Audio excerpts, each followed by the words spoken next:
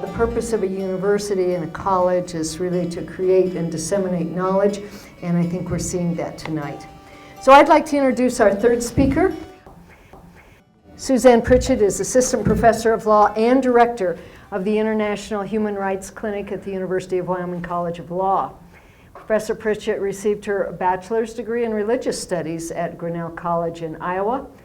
She received a master's in gender and international development at the University of Sussex Institute of Development Studies in England. And she received her JD with distinction at the University of Iowa College of Law.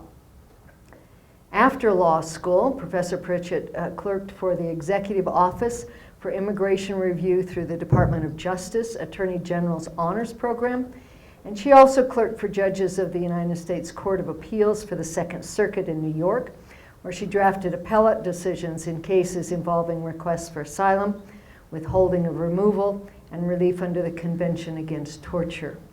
Professor Pritchett joined the University of Wyoming College of Law in 2011 as a visiting professor and Robert J. Galton Fellow at the College of Law at the university, where she also directed the International Center for Law and Advocacy.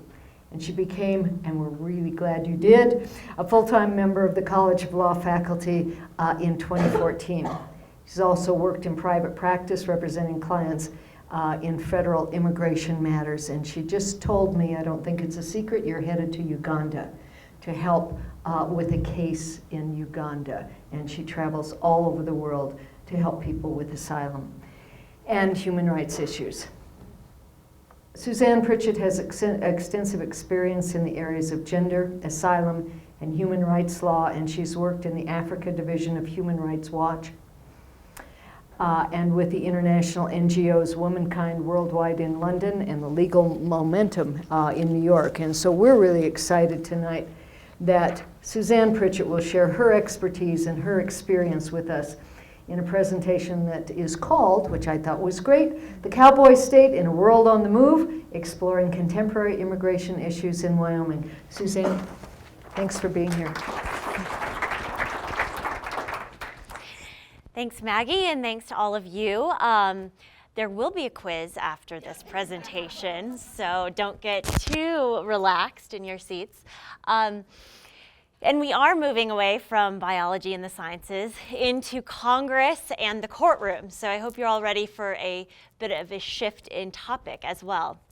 I called this presentation The Cowboy State in a World on the Move because we are in an unprecedented time of international migration, whether that be by choice or whether it be people fleeing situations where it's no longer safer for them to live. And I often hear people say to me, you know, how is it that you do immigration law or international human rights in Wyoming? We're not a border state. We are, not a state that comes to mind when people think about issues surrounding high levels of immigration or having a really cosmopolitan population. But what I like to say, and I think is true, is that there are a lot of interesting immigration issues that face our country, and Wyoming is part of that. Immigration is a federal issue for the largest part, and Wyoming gets to participate in discussions about what our immigration policy should look like and what would be best for our state in terms of federal immigration policies that can have a trickle-down effect here. And so throughout my presentation tonight, I'm going to be presenting both federal immigration issues, but also asking the question about what it means for us here and what policy changes would we like to see to benefit our state. So as you all know, we live in a country of immigrants, right? And most of us can trace our families back to individuals who came here, whether it be through Ellis Island or some other port of entry. But certainly our country would not look anything like it does today without high levels of immigration throughout history. And this video here on the left is famously Ellis Island and individuals arriving from Ellis Island. For the longest time, we really had pretty open borders. anybody who wanted to come to the United States could come. And people came to the United States for all sorts of reasons, wanting religious freedom, wanting new life, economic opportunity, and those reasons really remain similar to why people come today. But slowly, our federal government decided to start placing limits on who could and couldn't come to the United States. And that legislation really took root right after, in the late 1800s, we had a lot of immigrant workers coming to the United States to help build the railroads, to help build industry. And this picture here on the right is a mine in Rock Springs, Wyoming, where we had a lot of immigrant workers. And I was actually able to dig up a history of who was working in the mines and the mining industry in the late 1800s. This study said that almost all of the workers in the mines were foreign-born, so around 85%, and they came from really, really diverse places, including the following countries: China, Croatia, England, Finland, Germany, Greece, Italy, Japan. A lot of Japanese workers were here at the time in the late 1800s. Montenegro, Poland, Scotland, Slovakia, Slovenia, Sweden, Wales, Austria, and miscellaneous other countries. So the stat is 85.9% of the employees in the late 1800s, early 1900s in Wyoming mines were foreign-born, okay? So that's a pretty interesting statistic. So when people say, Wyoming has nothing to do with immigration, I say, actually it does. We have a really rich immigration history. Some of the first and most famous immigration regulation to come about was the Chinese Exclusion Acts of 1882. And the Chinese Exclusion Act was really a response to a downturn in the economy, at which point all the Chinese laborers that had been brought in to help build the railroads suddenly were seen as a glut on the labor market. And so Congress, in its wisdom, decided to enact a law to get rid of some of these extra Chinese workers. And it said anybody who was in the United States of Chinese descent who didn't have a specific type of certification from the US government would be immediately expelled from the country, and it also placed huge limitations on any new Chinese immigrating to the United States. And that was just first in a long line of immigration regulations that came about.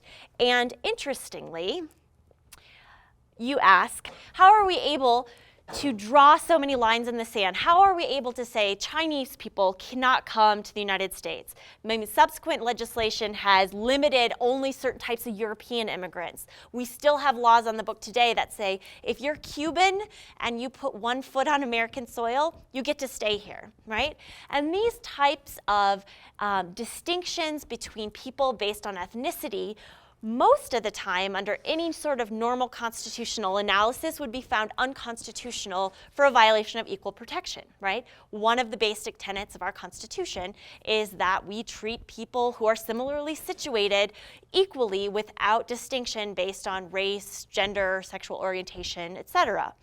But in the Immigration Code, we see all sorts of different types of unequal treatment, preferring one ethnic group over another based on political histories. And the reason that we have such a complicated immigration act and an immigration system is because Congress has something called plenary power over immigration. And that word plenary sounds a little bit scary and legal, which it is, but actually the idea behind it is that Congress can do whatever it wants to do without any judicial oversight from the Supreme Court for tests of constitutionality of legislation. And so if Congress decides that it wants to protect Cubans over everybody else in the world, it can do that. And it doesn't matter that a Cuban person gets treated differently than an Australian. If Congress decides they want to limit the number of people from China coming to this country, it can, without the Supreme Court saying, no, that's discriminatory behavior. So what has resulted is this very, very complicated system of immigration that's been piecemeal added to over the years by Congress based on different political whims of who can come and who can go. So who can come and who can go? Well, as it stands, we have a very complicated system that puts people in different classifications based on where they are in this very complicated immigration system. So the first classification are people who are called lawful permanent residents. And those are individuals who have qualified for what's commonly known as a green card. You can see here the card's not actually that green. That's what it does look like. It's kind of a mix of colors. But individuals who are lawful permanent residents have either come to the United States through a family member, and it can't just be any family member. It has to have been a US citizen or another permanent resident who sponsored them to come to the United States, and that permanent resident or family member must have been either a child, a spouse, or a sibling. And we're going to talk a little bit more about how that works. You can also become a lawful permanent resident through a job, but in order for an employer to bring you here to work for their company, they have to jump through a lot of hoops. They generally need to show that nobody else in the United States can do the job you're going to do. They need to show that they're going to pay you similarly or better to a United States citizen so that it doesn't depress economic wages and working conditions. They also need to show that they're going to meet certain levels of labor safeguards. And so it's very, very difficult for the most part, and this is generally speaking, for employers to bring individuals here as permanent residents to work. Permanent residents aren't permanent. That name is very misleading. Permanent residents can be deported. So any number of things you can do as a permanent resident might get you deported. Having a very simple theft crime on your record can get you deported no matter how long you've lived here in permanent resident status. Certain other minor criminal convictions can get you deported. If it turns out you lied to get your green card in the first place, you can get deported. So don't think that just because somebody has a green card, they never have to leave the country, because there are all sorts of things that can get you deported as a lawful permanent resident. After you've been a lawful permanent resident for 5 years, generally, you can apply to naturalize. Naturalization is the process of becoming a US citizen. In order to naturalize, you have to show that you've been a good person of good moral character, that you've had a green card for at least 5 years, that you have filed your taxes, you have to take an oath to the United States, you have to pass a civics exam and a language test. So there are a number of hoops to jump through before somebody can move from being a green card holder or a lawful permanent resident to a citizen. All right, so that's one big category. Another big category are people coming as non-immigrants, and that's the picture I have in the corner at the airport. These are individuals that you think of that come as tourists, right? People who come to go to Disney World and go home again. Foreign students, they come on a non-immigrant visa. That means that they're coming for a temporary amount of time to study, and then they are expected to leave the United States. We have other classifications of non-immigrants for people who are coming for particular types of medical training. We have non-immigrant visas for superstars and rock stars to come and perform and then go home again. So there's a whole long list of non-immigrant visas that allow individuals to come for a temporary amount of time and then leave again. We have refugees and asylees, and we're going to talk a little bit more about that. But refugees and asylees are generally individuals who either were resettled here in the United States by the United Nations and the US federal government, or they're individuals who have physically come to the United States and are now inside the borders of our country and are asking the United States government for refugee status. And in order to qualify as an asylee or a refugee, you need to tell and prove to the government that you either were persecuted in the past or that you have a well-founded fear of being persecuted in the future based on your race, religion, political opinion, nationality, or membership in a particular social group.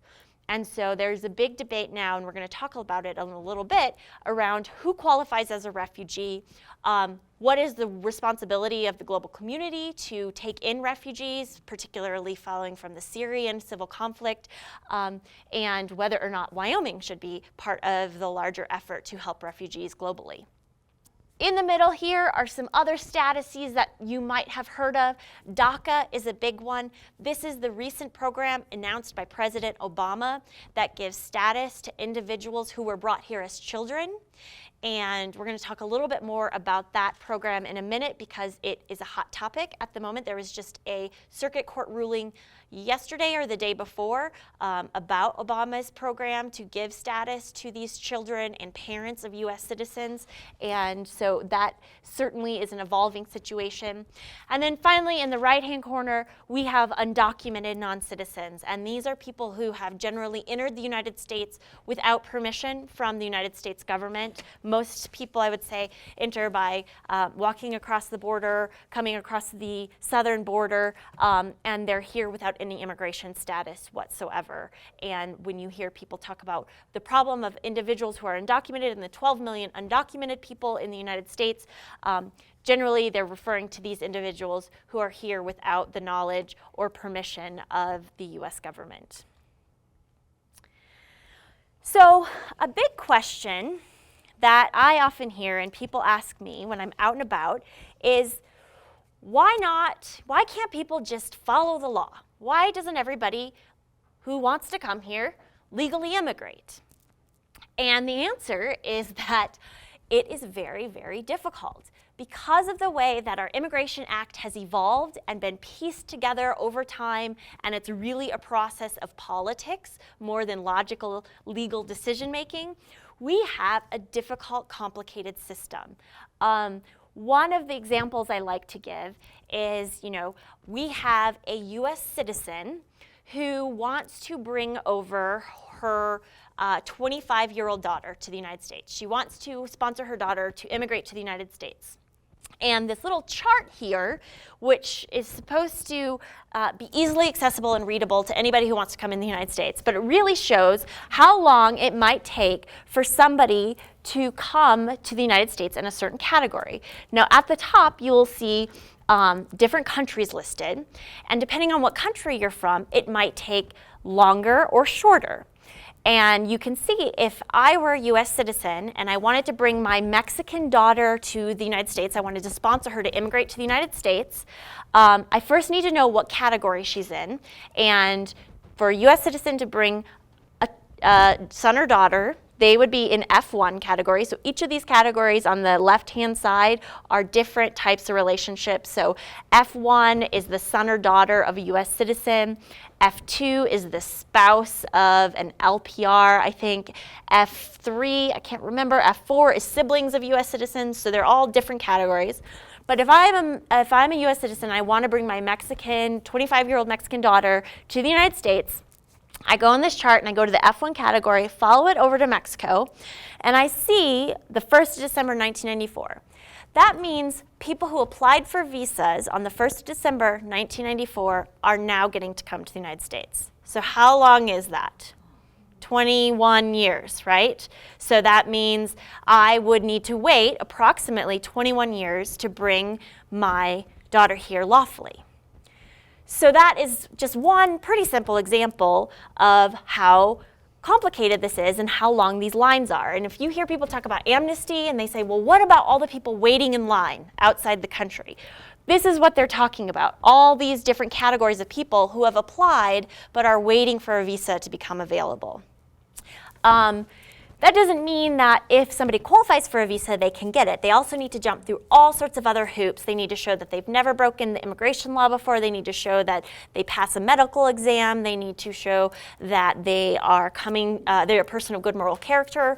There's extensive, your sponsor has to show that they're financially responsible for you. So if I'm the US citizen in that example and I want to bring my Mexican daughter to the United States, I need to sign a contract with the US government saying that I will financially support her for 10 years, and that if she at any point during those 10 years claims benefits from the United States government, the government can sue me and I have to pay those benefits back. So there are all sorts of safeguards in place that hoops you have to jump through even once you show there's a visa available. So I liked this sign because it really kind of encapsulates what our immigration system looks like. It's not simple. And for a lot of people, we've made it almost impossible, especially if you've ever been in the United States without documentation.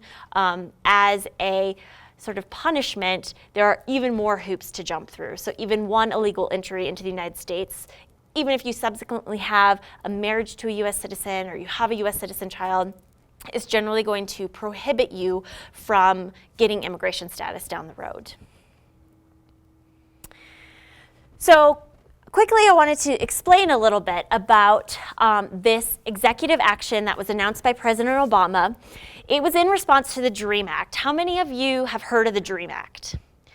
It was a piece of legislation before Congress that wanted to give status to individuals who were brought here as children and who have subsequently been enrolled in U.S.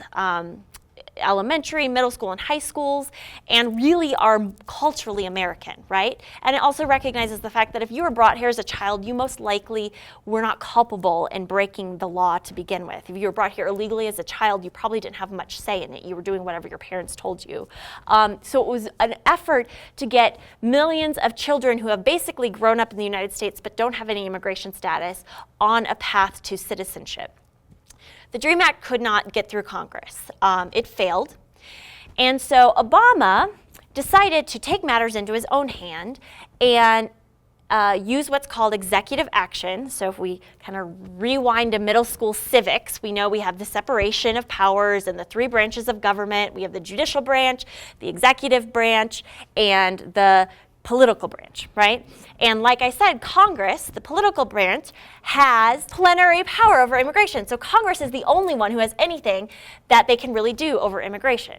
But Obama, in his executive office, said there is a little wiggle room that I think I can carve out as the executive of the United States, whereupon I can give all the children who would have qualified for the DREAM Act something called deferred action. And that means that they will not actively be deported. If they come out of the shadows, tell the U.S. government they're here, the U.S. government will give them a work authorization, and that means you can go and get a social security number. That means you can go and get a driver's license in most states, and the government won't actively deport you. It's kind of an act of prosecutorial discretion, which is what that's about all he can do as the executive. He's not giving them status. He's not passing a new law. He's just saying, as the executive, I'm not going to use my police power to actively deport all these children who would have otherwise qualified for the DREAM Act.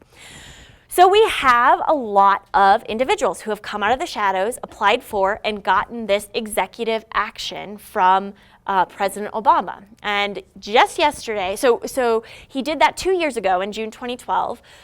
Last year at about this time, he made an announcement that not only was he going to give status to individuals who were brought here legally as children, but he's also going to give status to parents of U.S. citizen children who were in the country unlawfully. And now a lot of people think if you have a U.S. citizen child, you suddenly become a citizen yourself, right? Or that you can get citizenship from that child. In reality, a child cannot apply for its parents to get immigration status until it's 21 years old. So if you have a baby and you're hoping for that baby to help you out and give you some immigration status, it's going to be a really long wait. It's going to be a 21-year wait. And a lot of things can go wrong in 21 years, right? You can easily get picked up by Immigration Customs Enforcement and be removed from the country. So Obama's new plan was to ensure that all these parents of U.S. citizen children would qualify for this deferred action as well.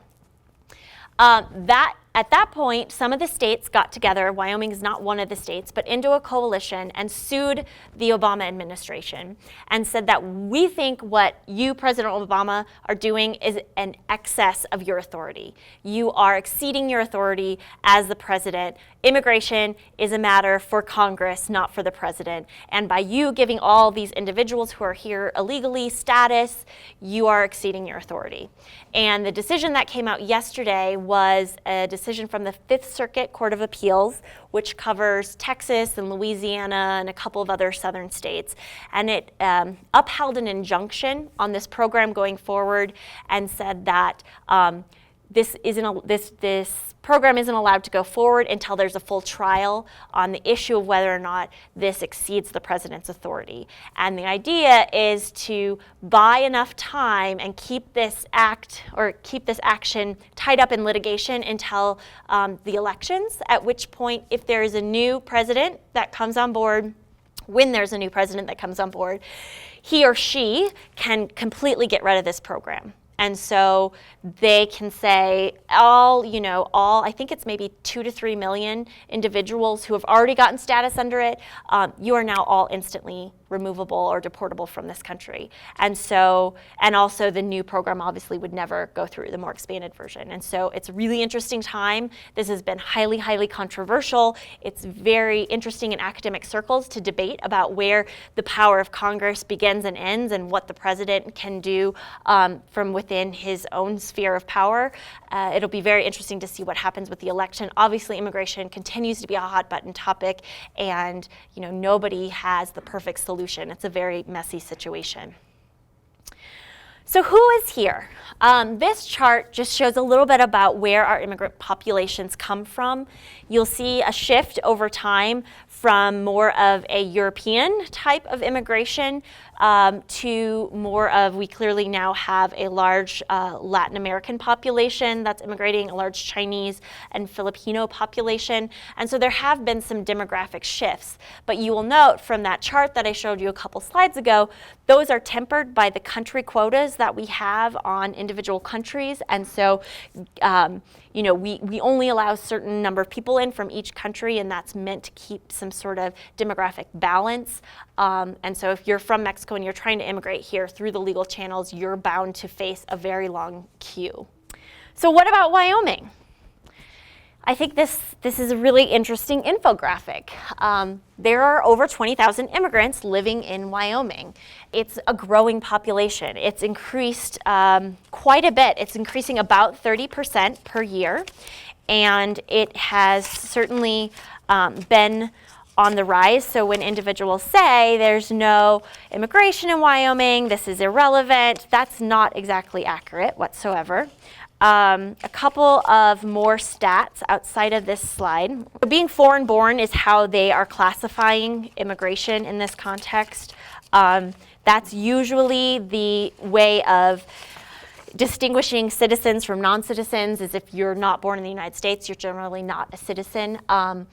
But 35.3% of immigrants have become naturalized citizens, so that's a pretty high population comparatively to other states about the number of people who get on a track towards citizenship.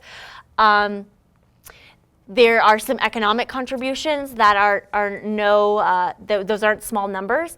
Undocumented immigrants pay state and local taxes. I know we don't have an income tax, but other types of taxes get factored in, and that's $3.6 million. Individuals wonder, are undocumented immigrants completely living off the system? No, in most cases they're both paying into Social Security and also paying state and local taxes. So that is something to keep in mind. So there's been a substantial increase. 1 in 10 Wyomingites are Latino or Asian, which I think is interesting.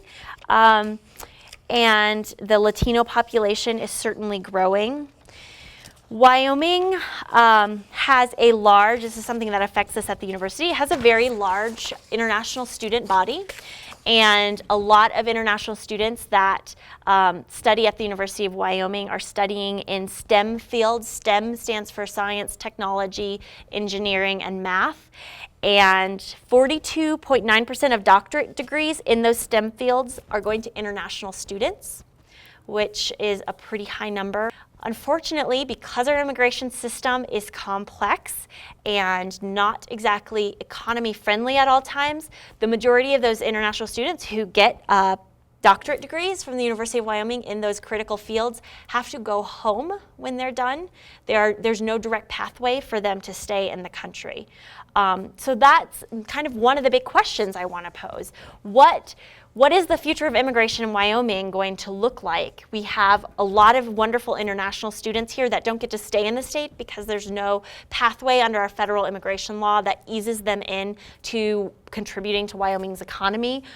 We certainly have industry needs that immigrant populations can fill in terms of agriculture and ranching. Interestingly, Wyoming has a large Basque population and a population of sheep herders, for which there is a specific visa. In 1950, the U.S. government created a specific visa for Basque sheep herders. But there are other ways that immigrants obviously contribute to our agriculture and ranching industries. And so as these industries continue to grow, there's certainly a place for immigrants in the Wyoming economy, I would posit. So then what are the answers to some of these really big questions? These are going to continually come up as the election draws closer, as we think about what our role is as a state in this larger debate. There was once upon a time we had relatively open borders. And is that an idea we ever want to go back to? Or do we want to go in the opposite direction and make it even harder for individuals to come here? Do we want to move away from our roots as a nation of immigrants and really restrict the immigrant flows? There are certainly people in this country who need immigrant workers. If you go to Silicon Valley, the big discussion happening there right now is that we are losing the global race for talent because other countries have made it so much easier for highly skilled, highly educated individuals to come and work in their countries. Canada, for example, has a very straightforward immigration system that allots individuals points based on how much education they have, how good their language skills are, what their age is. And if your points add up, you're welcome to come to Canada and live there and work there. It doesn't require you to already have a job. It doesn't require your employer to jump through all these hoops to get you the visa. And the idea behind that is to really streamline immigration to Canada so that they get the best and brightest. And right now, as our situation stands, the best and brightest go to school in the United States and then they have to leave. And a lot of times they leave and go to Canada. I've had several graduate students in my office who say, I can't stay here as much as I want to. I just did my research on clean coal and coal gasification, and I would love nothing more than to stay in the state of Wyoming and contribute back to this industry in the state, but there's no lawful way for me to stay. So that's a big question around the open borders or closed. Amnesty or deportation, right? There's rhetoric out there right now that says we need to deport every single person that's here in this country illegally. There are, that is certainly a point to argue. And we could do that, ICE could spend millions and millions of dollars rounding up every single undocumented person in this country. It would certainly have real economic and humanitarian impacts, and whether or not that's a realistic possibility is a bigger question. Is amnesty the answer? Do we just forgive everybody for having broken the law and allow them to stay here? What about all those people in the queue, right? What about all those people? What about my daughter from Mexico who's been waiting for 20 years for her visa patiently, trying to abide by the immigration law? Do we just let everybody who's here jump in line?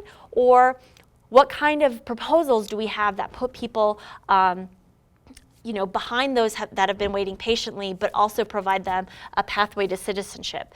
The bill that was not very close, but came close to at least being given due consideration in Congress, had a pathway towards citizenship for individuals who came here unlawfully, but you certainly had to jump through a number of hoops as well, showing that you had no criminal record.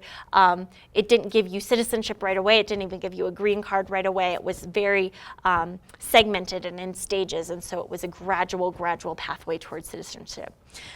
The DREAM Act passage, what about all these kids that we have now put on the radar of the federal government, and we've given them a promise to not deport them as long as President Obama's in office? That's basically what they have. What are their lives going to look like if somebody else takes office and decides this was a bad program and decides that all those children need to go back to the countries they're from? Certainly passing the DREAM Act would solve that problem in that all those children would get some permanent form of immigration status, but so far even that proposal has been too contentious to get through Congress. And then my final point, as I've already talked about, how do we stay competitive in the global race for talent? We've got a lot of economic and businesses asking for a more systematic and streamlined process of immigration to allow highly skilled migrants the visas that they need to come and work for our important technology and STEM jobs. But we also need workers in lower level positions as well. There are certainly been cries from farmers whose fields have been gone without being harvested because they don't have enough workers, or they can't find enough American workers or other individuals who have lawful work status to come and harvest the crops. And so there are both high-end and low-end needs that are being unmet. At least that's what the evidence would bear out. And then last but not least, this is clearly something else that is on the agenda of the news. It's on the front page of the newspaper almost every day. We are in the midst of a global refugee crisis. There are millions and millions of Syrians fleeing Syria, but that's certainly not the only population that's fleeing. People are leaving Afghanistan, Iraq, Northeast Africa. Eritrea is a country where a lot of these individuals are also coming from, and we're seeing unprecedented numbers of individuals who are fleeing their homes because of persecution and because it's no longer safe for them to be there. The United Nations has a refugee resettlement program which singles out individuals or families to be moved from wherever it is that they're currently living. It's usually in a country outside their country of origin, most often refugee camps, and resettles them in a third country. The United States participates in this program. Currently, it accepts about 70,000 refugees per year, but President Obama has promised to up that number to 100,000 in response to the global refugee crisis. Once these refugees get to the United States, they are placed in communities throughout the country in states that have agreed with the federal government to accept refugees into their communities and allow them to begin again. But you will notice on this map at the bottom right-hand corner that Wyoming is a different color. And the reason Wyoming is a different color is because we are the only state in the United States that doesn't participate in the federal refugee resettlement program. And there are various theories about why, and I'm somewhat new to the state, so I'm still trying to understand the history, but some arguments that have been put forward is that Wyoming doesn't have a big enough population. It's too cold for refugees. There just hasn't been the political will in the state to join this program. So whatever the historical reason is, we are now at a point where we are the only country that doesn't participate in, or the only state that doesn't participate in this program. And there's a question about whether or not we should. And Governor Meade has been taking this into consideration, especially as now more than ever, we need places for refugees to go and to start their lives again.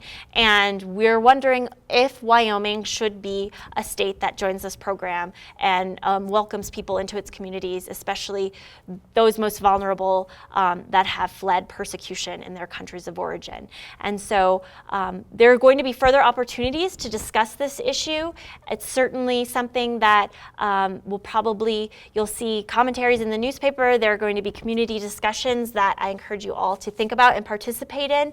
I feel very passionately about this as a human rights lawyer, as an immigration lawyer. I think that we as a state have a lot of interesting things to offer, and I don't see anything exceptional about Wyoming that should keep us from participating in this program. It's a very complex system where federal funds get filtered down to the states, and voluntary agencies like Lutheran Family Services, for example, actually do the resettling, where they help a family find a place to live. They find job training, they do English language skills training, and so there's a whole system in place to help people acculturate and start their lives over again.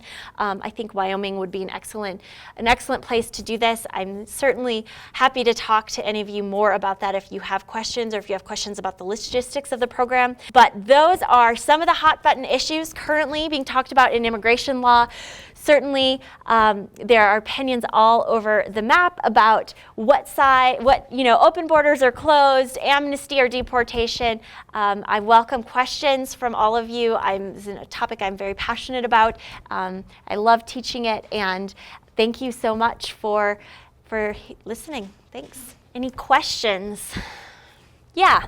What federal or state entitlements are non-citizens I guess, allowed to have or eligible for when they come into the United States? So it depends what category of non-citizen. So there, you could be coming on a tourist visa, at which point you're not going to be eligible for most things. Although I have heard, of individuals who, as long, and this is just anecdotally, but they've gone to a community healthcare center, not like an ER, but they have been told that they could get some form of healthcare coverage as long as they're in the country legally. So that's a question I don't know exactly the answer to, but I have heard that anecdotally. But if you're here undocumented, you generally have to show some proof of lawful immigration status, so it's going to be very difficult for you to get access to almost anything aside from free education, because we can't discriminate on the basis of nationality or ethnicity in our public schools. That's, a Supreme Court case established that long ago. And emergency medical care. You're not going to be turned away at the ER based on your immigration status, which creates some problems in and of itself as well. You indicated the United States takes 70,000 refugees About, a year, yeah. the cap. How does that compare with other countries, and is there, and I realize it would fluctuate, but is there kind of an estimate about how many refugees there are? How many refugees there are at the moment? I may have that with me and I can look that up, but the United States is one of the higher receiving countries for refugees, but there are certainly countries like Turkey and Jordan at the moment where refugees have just spilled over the borders, and there are millions and millions of refugees living in those countries in refugee camps. So it's kind of a semantic definition, but if you think about how the number of refugees those countries are taking, it's way more than the United States. But if you think about how many are picked up and resettled, the United States, the UK, and some of the Scandinavian countries are at the top. And I think the US may take the most. On a per capita basis, though, is that? I think maybe on a per capita basis, we're quite low. Yeah. That would be my guess.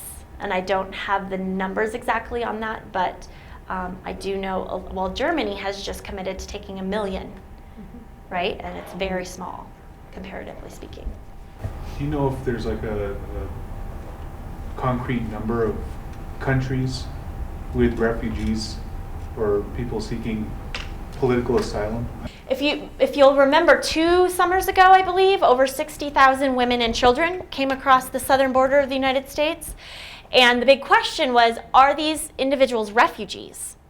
And to prove that you're a refugee, you need to prove that you are being persecuted on account of your race, religion, political opinion, nationality, or membership in a particular social group. And you generally showing that conditions in your country are bad is not enough, right? If that were enough, we'd have half of the world qualifying as refugees. It really has to be on one of these 5 protected grounds. And so the question was, were any of these women and children able to make out a claim that fit within that? And a lot of them were fleeing situations of domestic violence, which under case law of the United States constitutes as persecution on account of gender, which is considered a particular social group. Like women from El Salvador is how you would claim that in a court. You would say, my client faced persecution on account of her membership in the particular social group of women in El Salvador that can't leave their abusive husbands. I think that's how you would frame that, and that's getting kind of technical and lawyery, but so there are ways to expand that definition by carving out what it means to be in a particular social group. So a lot of the claims from Latin America are around that, but a lot of the claims where you're just fleeing gang violence don't win, because that's considered to just be generalized civil strife, and you're not being targeted on account of one of those 5 protected grounds. That being said, when I clerked in an immigration court in Memphis, Tennessee, and we had a family from Germany come and apply for asylum before the immigration court in Tennessee, claiming that the government of Germany was persecuting them because it wouldn't let them homeschool their children. And there's a whole history of why Germany doesn't want individuals homeschooling their children, and it comes, post World War II and letting, radical ideas fester within the home, and they want everybody to be part of the public education system. And my judge granted that case and said, yes, that amounted to persecution. I mean, they were being fined and threatened with child endangerment charges and thrown in jail. And so that rose to the level of persecution from Germany. That didn't make the German government very happy, if you can imagine, but it won. And so just to say that only Syrians or only individuals from Africa qualify as refugees, that is sort of a misapplication of the definition, but certainly certain areas of the world have more of a refugee problem than others. So There's no, you're from Syria, yes, you're a refugee. You're from, the UK, no, you're not a refugee. Obviously, it's going to be much easier to win one case over the other. And, the standards are very, very high. Also, only about, I don't want to misquote it, but a very, very, very small percentage of refugees in the world get resettled to a third country. It's like under 5%, I think. So if somebody does get picked up and resettled in the United States, it's like winning the lottery. It's such a small chance of that actually happening. Yeah. As a DACA recipient, what possible protection, if any, do I hold in the state of Wyoming, even with a high school degree, a bachelor's degree, and a candidate for grad school? Protection from deportation. From deportation. Say we have a new president in 2016 who decides this program is terrible. Not a lot. Not a lot at all. Sadly. But call me. I hear a lot of politicians, especially on the right wing, say that Obama overstepped his authority by passing the DREAM Act. And not to ask a negative, disrespectful question, but when was the last time that Congress did actually pass a bill related to immigration? Immigration? They pass bills related to immigration quite often, but they're usually on the anti-immigration side in recent history. So, gosh, they're constantly doing things. I mean, in 2008, they passed the TVPRA, which is called the Trafficking Victims Protection Act. I think that was 2008. Maybe it was 2005, but it is a huge piece of sweeping immigration. Actually, it was kind of pro-immigrant in that it gives victims of crime and victims of human trafficking some form of immigration status, but it also piled on some other things that made it harder for individuals with criminal records or other things, historically violations of immigration law, to get status. So there's often a lot of good with more restrictive immigration controls at the same time. So.